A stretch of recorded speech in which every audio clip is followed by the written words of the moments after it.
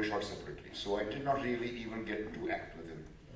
And the film, when I finally got trapped into seeing it, I could only bear about 20 minutes of it.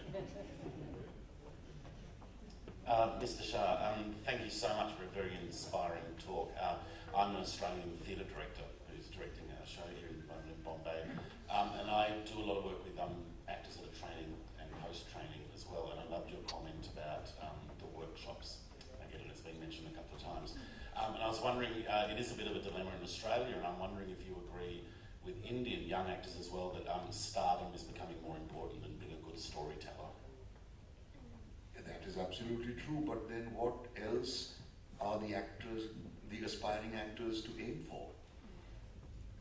Except to succeed somehow in the tinsel world. And so they try to train themselves for that. They don't see any value in training their, in training in the craft of acting, or to understand that acting is a craft. It's not just a God-given talent or nonsense like that. It's not, inspiration and stuff is all bullshit. It's just hard work.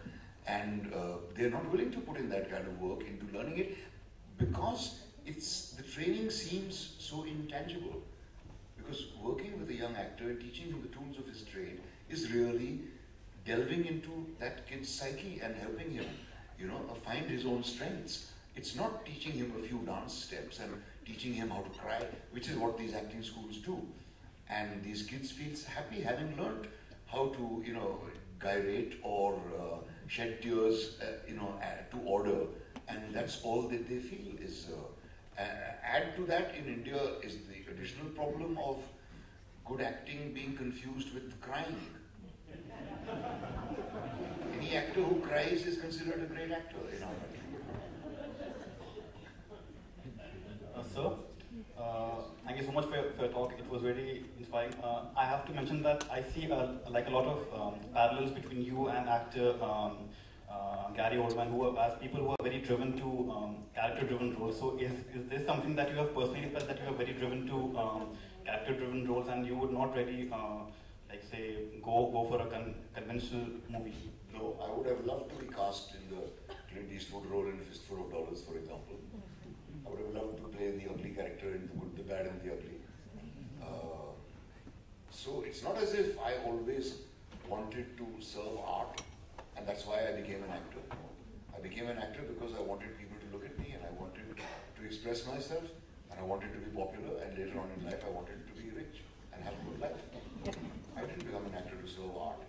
I didn't choose to do art films at the beginning of my career. It was coincidence. It was a lucky accident for me that I happened to be in the right place at the right time, when actors like me, who could play real people, were needed, rather than the synthetic chocolate boys. And filmmakers like Shyam, filmmakers like Mr. Mrinal Sen, Govind Nihalani, even. Good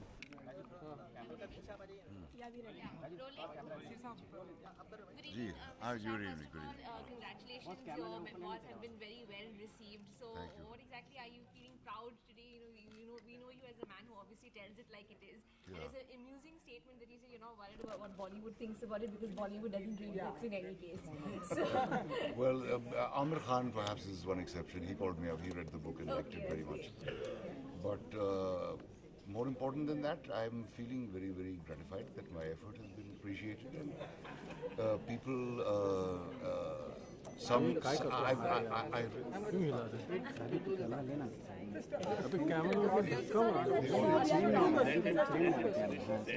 वहाँ से पूछा है यार सवाल.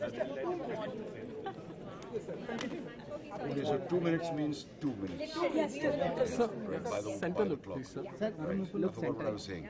Amir Khan read the book. Amir Khan read the book. Yeah, that's